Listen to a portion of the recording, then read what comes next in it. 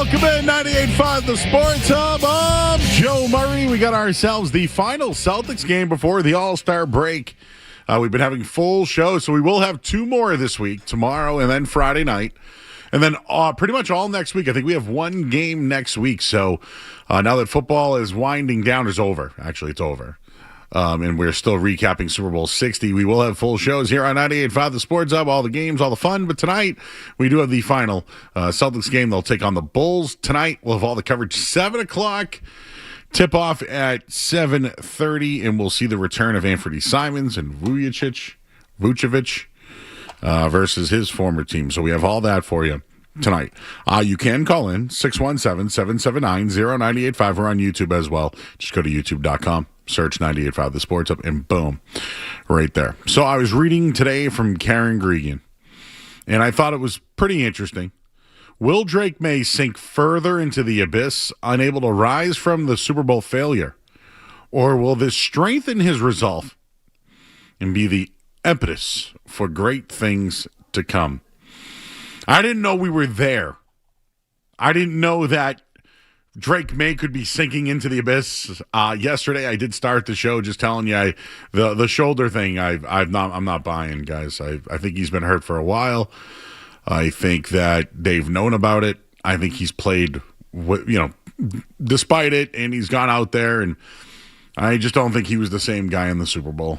It wasn't as if I wanted Josh Dobbs or somebody else to play. Drake May had to go out there, and they did the best they could. I also think that their game plan was pretty much ripped up because they could only do so much with him. There was just a lot there. But I made mention of this yesterday as well, but it's the second year in a row where Drake May's injured at the end of the year. Last year it was concussions. This year it's his shoulder. This year it's the weeks and weeks that he got hit. And in the playoffs alone, the 5 sacks per game, it just kept adding up and adding up. So when it's asked, will Drake May sink further into the abyss? Well, how does he bounce back from a year like this is a good question. And I think they have to protect him. Not just on the offensive line. Maybe, I don't know, do they have another running back that helps out? Do they get more tight ends? Do they get more explosive with a bigger receiver? How do they upgrade and protect Drake May? The other thing that was asked was, will this strengthen his resolve? And are there bigger things to come? And I think most people feel that way. But he had one bad game on the biggest stage. And I just don't think that's going to define Drake May personally. But he could let it. And I am curious how he bounces back. And I think you guys have already heard that any quarterback that went to the Super Bowl in their second year has not made it back to the Super Bowl. So Drake May's taking a break. He's going to let his arm heal on its own. I think it's a good thing that he doesn't need surgery. But with the Super Bowl in the rearview mirror, well, now he wants to spend some quality time at home and take some time off before that grind. And I just have some concerns still about the shoulder.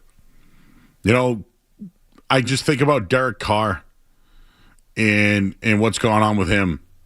He signed a deal with the Saints. He hurts his, I want to say it was his rotator cuff. And he just could never bounce back from it. He just never could. But when I see the term, will he sink further into the abyss? Or will it strengthen his resolve? This guy's super competitive, super motivated, family guys. Obviously we know about, the competitive nature between him and his family. But this is a guy who's gone to a Super Bowl in his second year. And there are guys that go to Super Bowls and it does define them. Rex Grossman? Oh, yeah. There's certain guys I just think of and I'm like, oh, how about Cam Newton for that matter? I know Cam Newton didn't let that define him, but it's what we think about. When I think of Donovan McNabb, I think about him throwing up on the final drive against the Patriots. These things stick with people. They just stick. Losing in that type of performance with 3 turnovers, 2 picks, 1 lost fumble, and it brings up some questions about him. He does turn the ball over.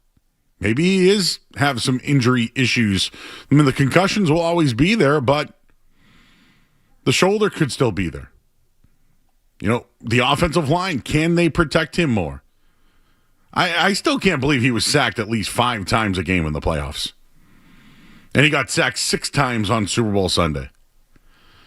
He's played 21 games, right? 17 of which put him in the MVP conversation in the regular season this year. And I know that I think he's better than the last game that we've seen, but it was the one that really mattered. And I wanted to pose this question out. And again, opening take presented by Super Service Today. When your heat or hot water goes out, waiting isn't an option. Super Service Today's warehouse in Danvers. It's stocked over with tons of water heaters, furnaces, boilers, and heat pumps. They offer same-day replacement, whatever it takes, day or night, and always done right. Contact Super Service Today at superservicetoday.com. The Patriots' last 2 draft picks. We talk about how important the draft is. Drake May was the best and only real pick that's remaining from his draft class. We think about this past draft class, like Will Campbell, right? Travion Henderson, those 2 guys. The kid Woodson was a real steal. He had did a hell of a job at safety. But the Patriots, their 2 latest draft picks, Drake May and Will Campbell, both played the Super Bowl with injuries. They both did. Of course, we wanted them out there. But they weren't at their best. The team wasn't at its best. They weren't. But the 2 draft picks that they've had, when they needed to rely on them the most, they couldn't. And that's lasting in my brain. And when you think about, hey, was it a good thing that they lost the Super Bowl and exposed to some things that they can get better at? Absolutely. They need a pass rush. They need to get better up front. All those things. Maybe a receiver that can get open. And that's some of the takeaways. Those are some of the positives on, if they respond and if they spend money and continue to improve that. But they need Drake May to continue to improve. They need Will Campbell to continue to improve. I think they're both good picks. Clearly, Drake May's the guy. I have no question marks about that. But I do have question marks about Will Campbell. And when the question was asked, fall back into the abyss, of the 2 guys, which one you think falls in? To me, it's Campbell. I think he's a tackle, but I don't know. I think they're saying all the right things because they want to give the kid confidence. And maybe it was an injury, and he said it himself. And by the way, I hated all the news about the injuries today. Drake May's shoulder, Will Campbell's MCL, Robert Spillane's knee, Christian Gonzalez's wrist injury, Harold Landry's ACL, Carlton Davis, Marte Mapu with a hip, Jelani Tavai's shoulder. It was like how the Bruins handle things, how they used to do it when they lost in the championship game, or how they lost in a playoff. I just hated it. Hated the way they all spoke about things. But I loved the run. It was a fairy tale run. But I'm soured by Drake May being injured in the Super Bowl. I'm soured by it. He was injured. He missed practice. He didn't throw at practice. He didn't really go on the injury report until the weeks when they had to. So, does that leave a bad taste in your mouth? Because it does for me. Maybe it doesn't. Maybe some people don't care about that. But it has been a good ride, but it was also a tough ride for Drake May. But I am curious, which version of Drake May do we get next season? Is it the MVP candidate who beat teams that he should have? Is the schedule harder and we should expect some regression? Because I think that's also on the table as well. I think 14 wins, that's a lot. That's a lot.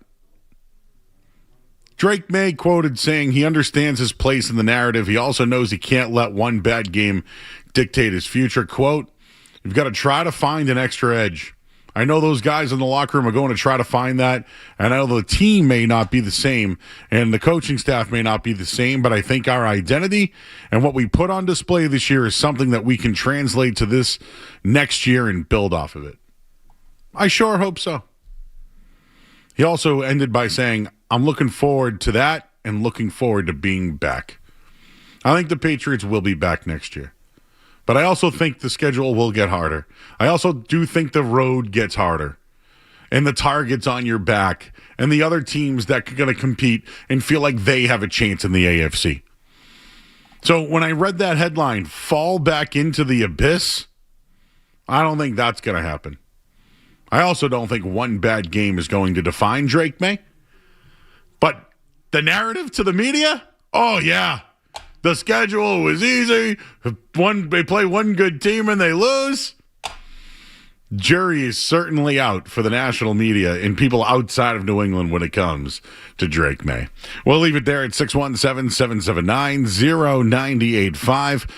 The Pats, some people think they could be back to 5 or 6 wins.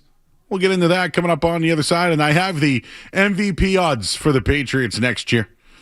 And the numbers, Drake May versus playoff teams, all that and more coming up here on the other side. We got Celtics basketball tonight as well. And pitchers and catchers again at camp.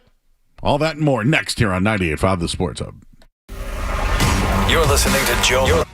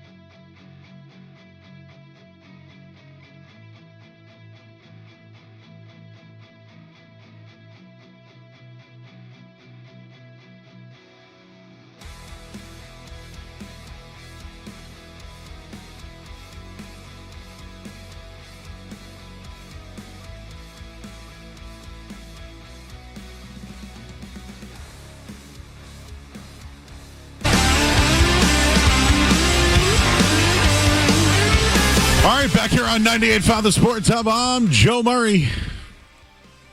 I got you guys until 7 o'clock tonight. Then we'll hand things off to Grandy and Max. They'll have the call tonight. Celtics and Bulls, who just made a trade recently.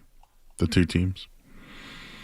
I thought it was kind of interesting this week, or, I heard from Cam Newton again, who said I was right. It was fool's gold.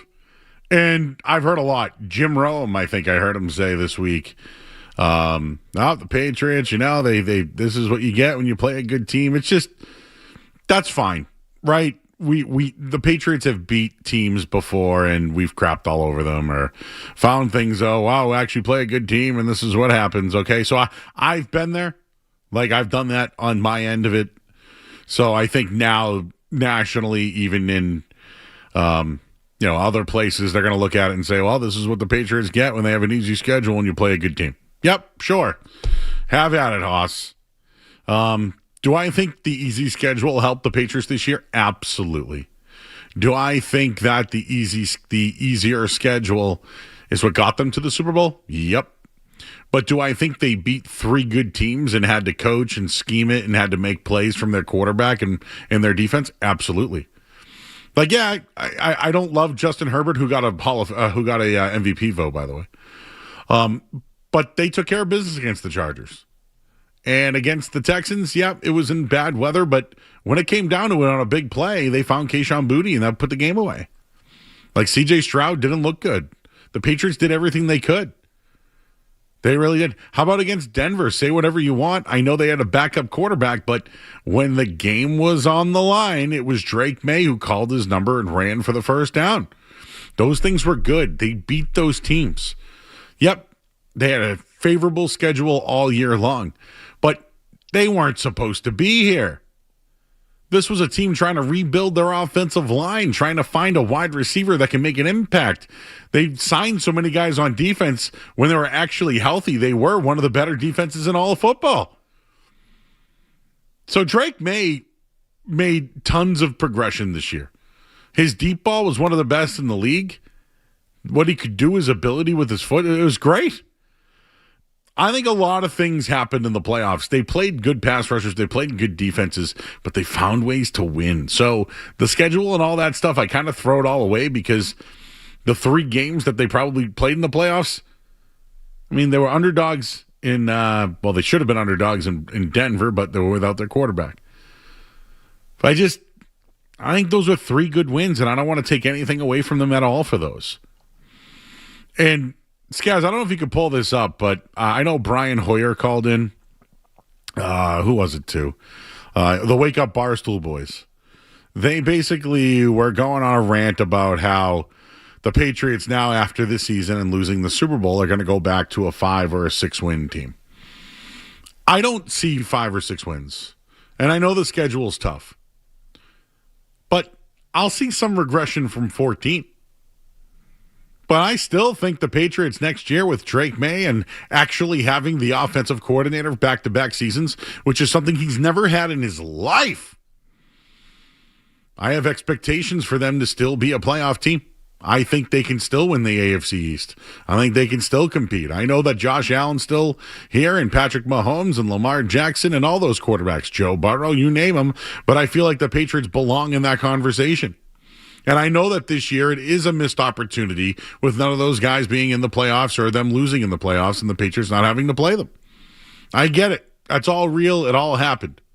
But they're still in the conversation. But there are people who think that they're 5 or 6 win teams. And I know that Brian Hoyer called in about it to give his peace of mind. Let's hear from that. Broke down a lot of important things. Maybe nothing more important, though, or more hot than our guy BFW, Brandon Walker, saying the Pats go into 5 or 6 wins next year, guaranteed, schedule merchants. Well, we have quite the reach here, and some people weren't too happy about that. We had this text roll in. Can I get a rebuttal? Who's that from? Brian Hoyer. Okay, let's bring him in. Long-time NFL vet, New England Patriots superstar Brian Hoyer joining the show. Brian, what's up, man? How we doing this morning? Oh, you're not kidding. What's up, fellas? Dude, I'm literally straight from school drop-off, I pull in, and I'm about to shovel myself out of more New England snow in the driveway, and I see 5 to 6 wins for a team that was in the Super Bowl, and I couldn't believe it. So I had so much fun with you guys last week. I was hoping I could get back on. Hey, then. All right, we can cut that. 5 or 6 wins, guys. Am I wrong? Like, there should be some regression from 14. And this whole abyss, Drake May going back to the abyss after a loss or whatever, I'm not buying it either. I see some regression. I do. But 5 or 6 wins, I'm not buying. I think there should be a playoff team. Yeah, 5 or 6 wins seems a little extreme. I do think they'll, obviously, not be a 14-win team next year. You look at their schedule just on the road alone, it's much, much more difficult than this year's. They're at the Lions, at the Seahawks, a lot of tough games for them next season. And that's what happens when you win the division. I don't think 5 or 6, but certainly not 14 either. I'd take, right in the middle. Do you think Drake May will just continue to have the type of MVP season he had this year? I think it's going to depend on his offensive line and, the talent around him. Okay. Drake May plus 900 to be the MVP of the league next year. Third behind Josh Allen and Lamar Jackson. Do you think that's fair? Sure, yeah-ish. Yeah. I didn't see Matt Stafford on there. Where's Mahomes on that list? I didn't see him on there either. What about Drake May? Played 7 games this year against playoff teams. In those games, he had 11 touchdowns and 11 interceptions. In the 14 games against non-playoff teams, he had 31 touchdowns and 8 interceptions. Do you think it mattered? So he's a bad team merchant, is what you're telling me, Joe. But isn't that what you have to do in the NFL, is beat bad football? I think that's definitely a good thing to do. Don't you get credit for beating bad football? 11-11 against good teams isn't bad. Sometimes you get credit for beating bad teams, Joe. It depends on the argument you're trying to make. Well, then if you want to bring up Matt Stafford, he had 11 games against playoff teams, and in those games he had 28 touchdowns and 6 interceptions. In the other 9 games, he had 24 and 6. Pretty good. MVP. Sure. That debate's over, right? Over. Was it better that he didn't win? Probably in retrospect, yes. I really thought about that when it came to Drake May, but people thinking they can go back to 5 or 6 wins. Your thoughts at 617-779-0985. Let's talk to Greg. He's in Lincoln. What's up, Greg? Hey, Joe. So the Patriots defense is definitely for real. That's for certain. And I didn't know how they were going to be this good when they started, because I thought there's no way the offensive line could turn it around that quick, right? But they were definitely for real throughout the season until we got to the Buffalo game where they were up 21 points and then they couldn't do anything in the second half. And then it started to show itself in the playoffs again where they just seem real weak. So what I want to know from you is, how much do you believe in this Patriots offense? And on a fraudulent scale from Milli Vanilli to Bernie Madoff, where does this Patriots fall right now? Oh, God. The offense was led by Drake May, and they had serviceable guys to make plays.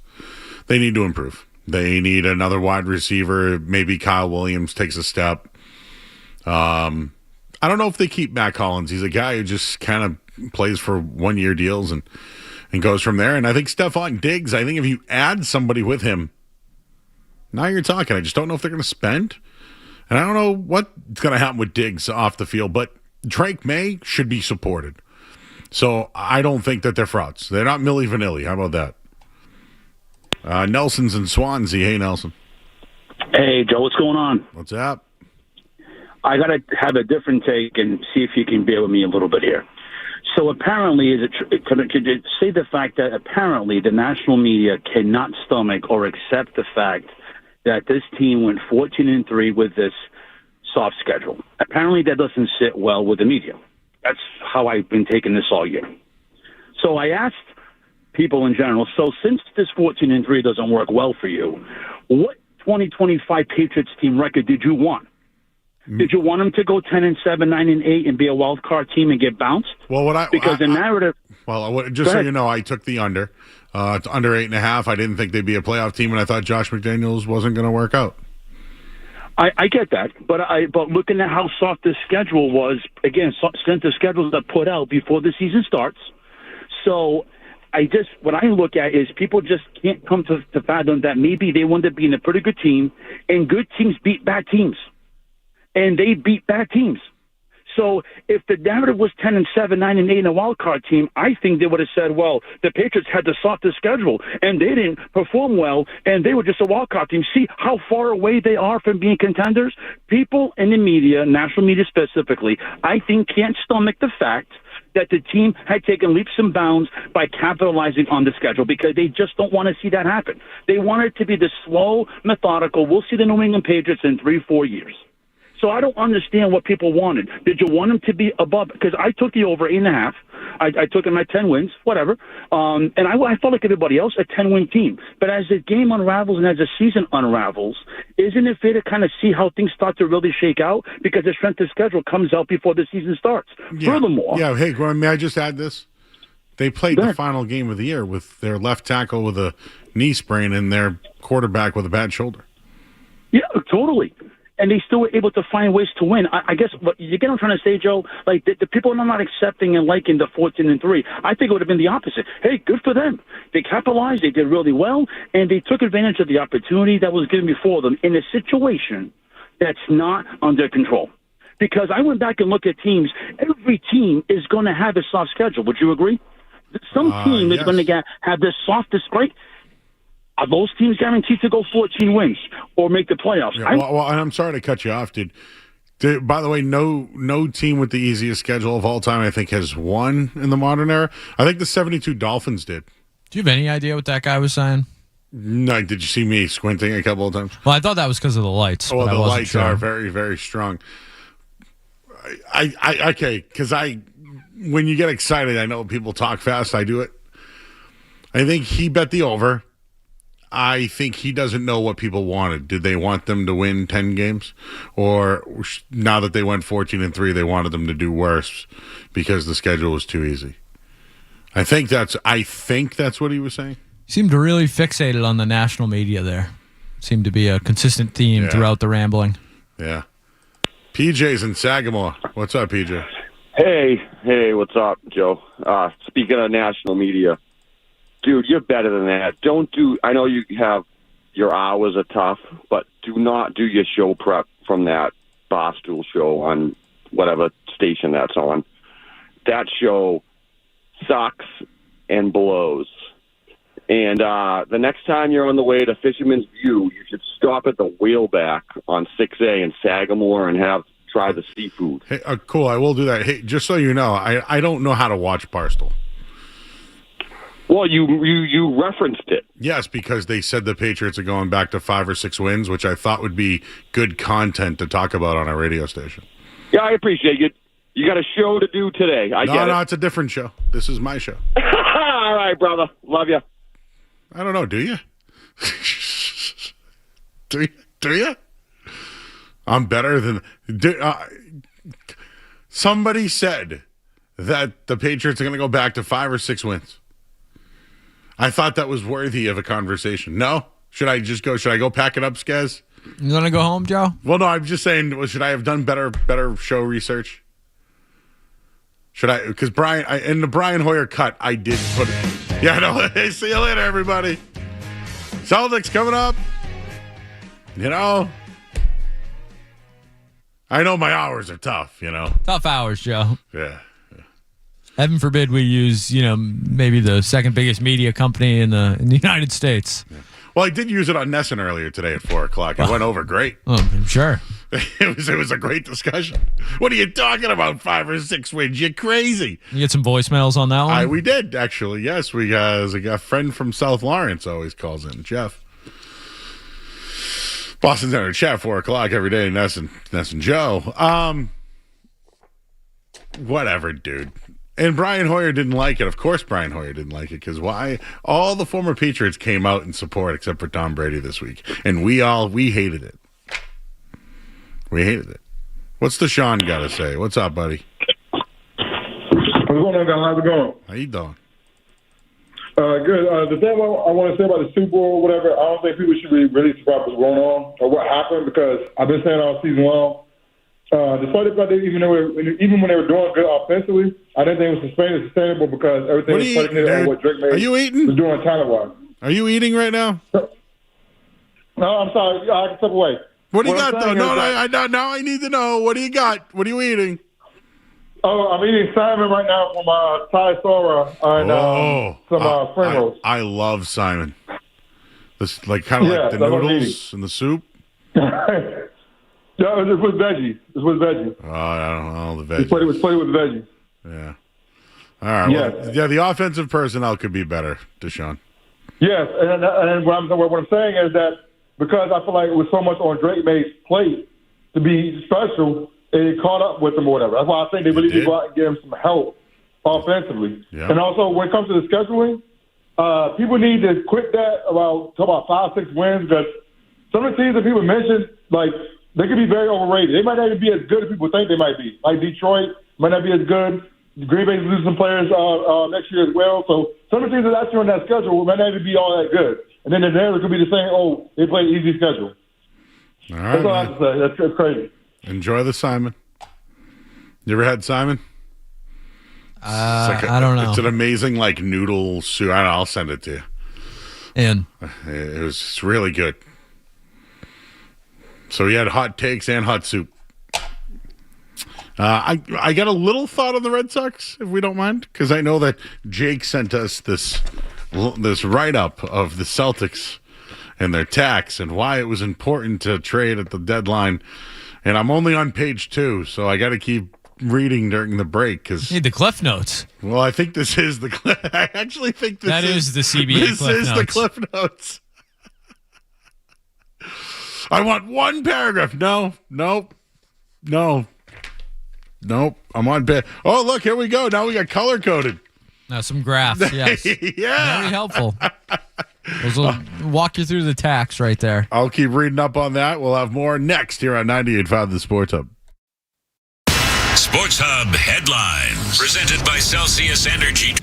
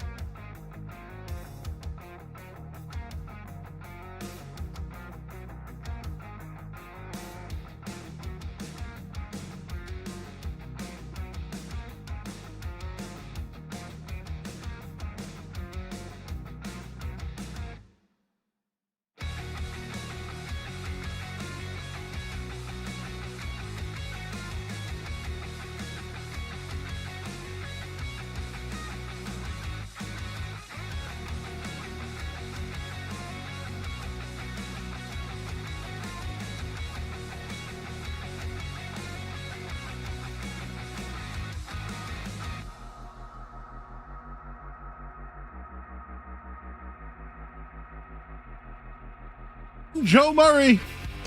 What do we got going on with the Red Sox? Pitchers and catchers yesterday. What's Justin and Lynn got for us today? Hey, Joe, I got a Celtics thought, and I just wanted to ask you and Skaz if both of you guys can answer this question. If you're worried about a letdown after Sunday's defeat with the Knicks, because after what I saw last game through 3 quarters, I was very concerned, and it seemed to me that they were disconnected. I just wanted Joe's thoughts. All right, yeah. Skaz worked the game the other night. Sounds like the Green. Well, New York took care of business like they've been doing against them lately. Yeah, I wouldn't be worried about that lingering tonight. They should blow the Bulls out tonight. If they don't, then, maybe some cause for concern. But they've been a very good team the entire first half, almost 3/4 of a season now to the All-Star break. But we mentioned it the other night. That was a Knicks team coming off their worst loss of the season to the Pistons. They were ready to go. That happened with Dallas, if you remember. Remember, they got humiliated, then came back and beat the Celtics? Yeah, that's... the Brooklyn. Remember Brooklyn? Yeah, they got down humiliated. by 60, yes. Exactly. That happens a lot in the league. I will agree with you on that. Yeah, it's just how the NBA goes sometimes. So now the Celtics, tough loss against the Knicks. I would imagine they bounce back tonight. All right, guys. A little baseball, a little back and forth with you here. Tell me what you think about this rotation. Okay. Garrett Crochet. Good. Ranger Suarez. Decent. Sonny Gray. Brian Bayo. Okay. Johan Oviedo. We'll find out. So that's the 5. Better than last year. Well, remember last year they had to dig into Connolly Early and Peyton Tolley. And, Giolito couldn't even pitch, right? Harrison's gone. See you later. Hicks out. Cooper Criswell, see you later. Criswell, see ya. Who else was in they had a bunch of guys. Dustin May. Who's the guy another guy that, remember? Hunter Dobbins. There you go. Dick Fitz. Yeah, Dick, our buddy Dickie. They're all gone. Well, now let's look at the old lineup here, Skaz. Tell me if you're fearful of this lineup. Jarren Duran playing either left field or DH. Very average player. Trevor Story at shortstop. Average. Roman Anthony, the DH. Exciting. Why is he not leading off? I liked when he led off. Anyways, Wilson Contreras, first baseman. Fine. At least he can hopefully play the position. Wilyer Abreu. I like Wilyer. Apparently he's lost 25 pounds. So it's home run derby winner, right, this summer? Yes, I believe so. Wait, winter. Yeah, in the winter, yes. Caleb Durbin. Yeah, not really. I mean, from Rafael Devers and Alex Bregman to Caleb Durbin, it's not really moving the needle for me. Third in Rookie of the Year in the National League. Oh, so why'd they get rid of him then? That, nobody has answered that question for me. Brewers, usually a team that wants to keep young talent, I would imagine. Why would they want to do that? Well, they just couldn't pass up on Kyle Harrison. Who did they get last year that the Red Sox gave away? And it was Quinn Priester. Quinn Priester. I feel like the Brewers love the Red Sox trash. They find treasure. Turned out not to be trash, yeah. It was not. Marcelo Meyer, second base. Okay. We'll see what he looks like. See if he can play past, August. Ceddanne Rafaela. Hopeful. Good player up and down, but some highlight moments. I like Rafaela a lot. Carlos Narvaez. The captain. In on him. That's their lineup. Not a lot of power there. Trevor Story, Roman Anthony, Contreras, Abreu. Not a lot of power. Trevor Story is not a power hitter. I added him in there. Yeah, I mean, he's not. What about Duran? No. Duran, good player, but he's in a logjam position with the Red Sox, and he's not hitting for 25, 30 homers. Would you move Marcelo Meyer to shortstop and Trevor Story back to second? Sure. Yeah. Yeah, why not?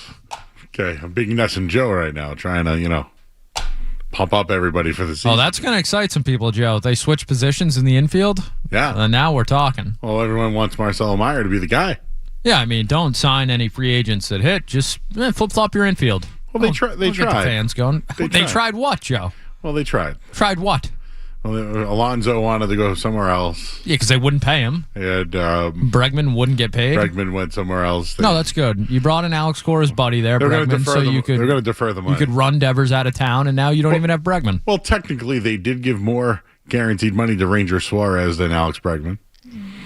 Congrats! You could have them both. You're the Boston Red Sox. They could have had. I have to hear about the Celtics CBA every day. How about? I'm still on this. Anyone mention at all that the Patriots were just in the Super Bowl with an abundance of cap space? The most cap space ever in a Super Bowl. Yeah, no one. I haven't really heard that storyline this week. But the Celtics, who have won recently, and trust their front office group, seems to be a constant conversation. I just find that interesting. Well, maybe their starting pitching could be the best in the league and great defense. That's good. 2-1 games every night. That's a healthy expectation for your offense.